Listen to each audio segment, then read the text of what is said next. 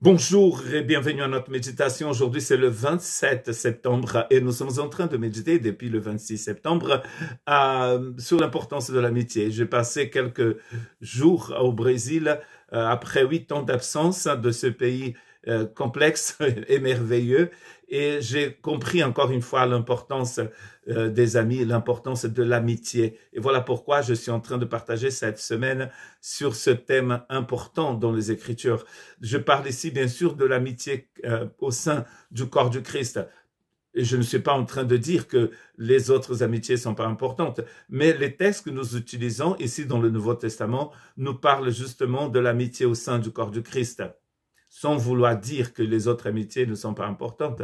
Mais ici, il y a quelque chose de plus, parce que Pierre, dans sa deuxième épître, dans le texte que nous avons lu hier, dans le chapitre 1, il va donc mettre ensemble Agapé et Philadelphia. Donc, dans Philadelphie, il y a Philéa, il y a amour d'amis, mais il y a aussi les frères.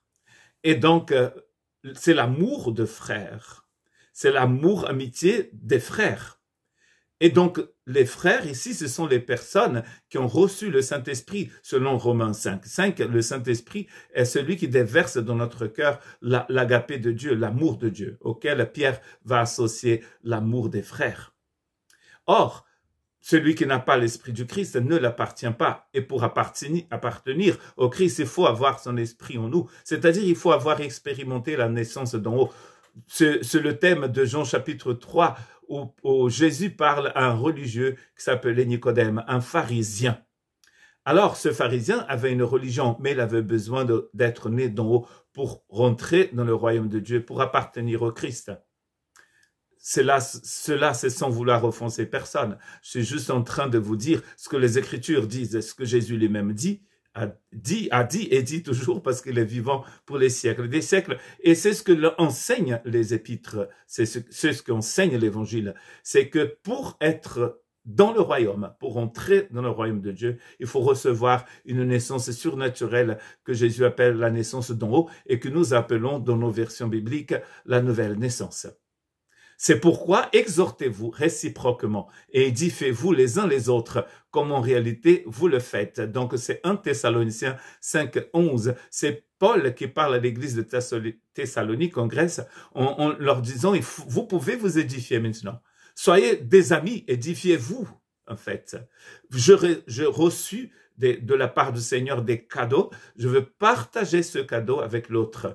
Nous voyons constamment dans les Écritures que l'amour de Dieu nous exhorte au sacrifice de soi, c'est-à-dire que je me sacrifie pour l'autre, c'est-à-dire que je bénis l'autre avant de vouloir être béni.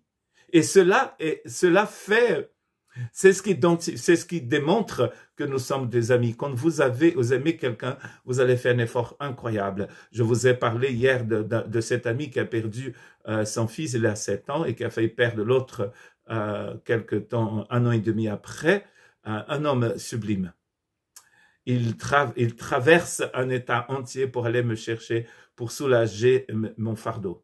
Moi qui devais me balader avec une grosse valise et des caisses, des boîtes de bouquins, parce que j'ai aussi lancé mon nouveau bouquin au Brésil cette fois, pour profiter de mon voyage là-bas. Ça, vous voyez, donc des gens qui font des efforts immenses. Mon ami qui me dit chaque fois, depuis des années, il me dit, dis-moi quand tu seras au Brésil, comme ça je vais pouvoir prendre des vacances pour passer du temps avec toi, pour être ton chauffeur. C'est ça dont Paul parle ici. Édifiez-vous les uns les autres. Et on édifie l'autre aussi en nous donnant de nous-mêmes. Vous vous donnez de vous-même pour votre ami, pour le bénir tout simplement. Pourquoi? Parce que vous l'aimez.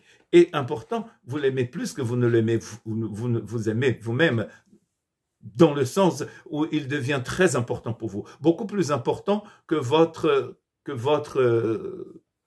je sais pas moi, vous pourriez peut-être partir en vacances tout seul, en Grèce, tout ça, mais vous décidez de rester pour aider votre ami. Colossiens 3, 13, supportez-vous les uns les autres. Et c'est là le sujet de se plaindre de l'autre, pardonnez-vous réciproquement. Ça, c'est très important en ce qui concerne l'amitié chrétienne, réciproquement.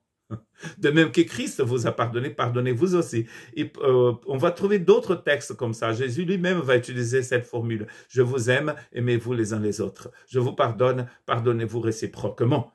Voilà, ça c'est vital pour les relations, n'est-ce pas, entre les amis. Nous ne pouvons pas seulement être celui qui pardonne. L'autre doit pardonner aussi.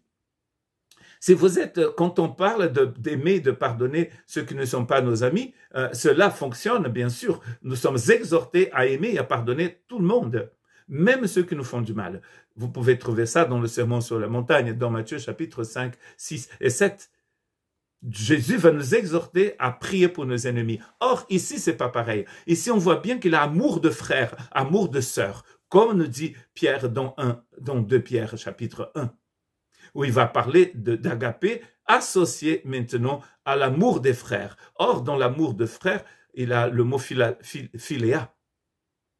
Amour de frère, c'est associé ici à amour de Dieu. Et donc, l'amour des amis qui sont frères associés à l'agapé de Dieu. Jean 15, 12 et 13. C'est ici mon commandement. Aimez-vous les uns les autres comme je vous ai aimé. Il n'y a pas de plus grand amour que de donner sa vie pour ses amis.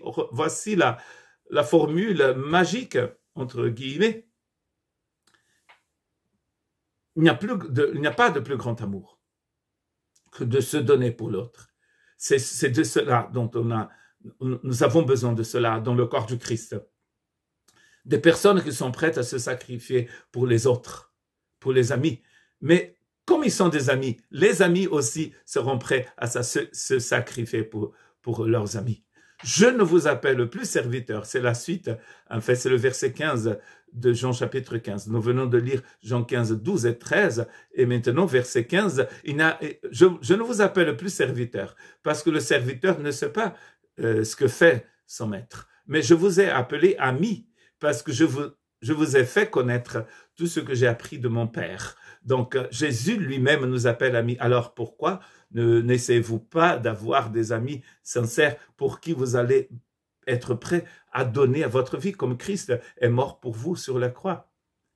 Dieu ne vous appelle pas à mourir sur la croix. Ce que Dieu vous appelle à faire, c'est d'aimer l'autre et de l'aider, de le protéger, d'être prêt à le pardonner tout le temps. Que Dieu vous bénisse.